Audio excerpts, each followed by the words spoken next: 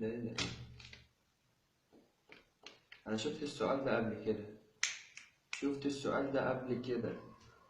شفته فين؟ مش عارف. انا مش فاكر شفته فين.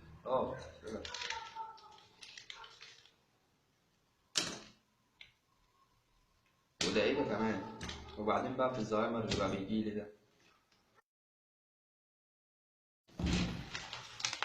الامتحان ايه ده؟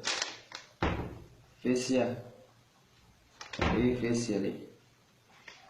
اكتب اي كلام في الورقة يعني؟ اي فس هينجحوني يعني ولا ايه؟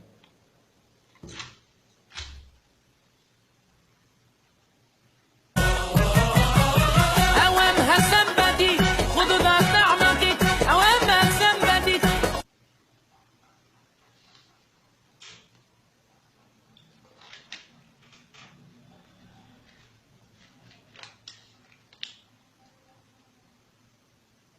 كل سيب نفسه بقى كده.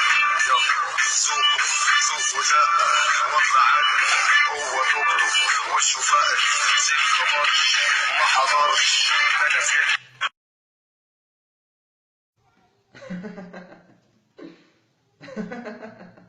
الواد اتجنن من اول سؤال. ده امتحان ايه ده؟ اختبار على ما سبق دراسته؟ ايه مادة ما سبق دراسته دي؟ السؤال الأول: ما معنى الصدق؟ الكذب.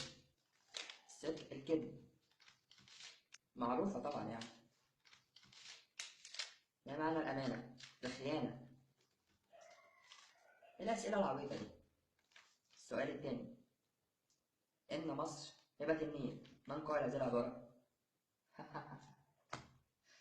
هو ده الصعب بتاعكم يعني؟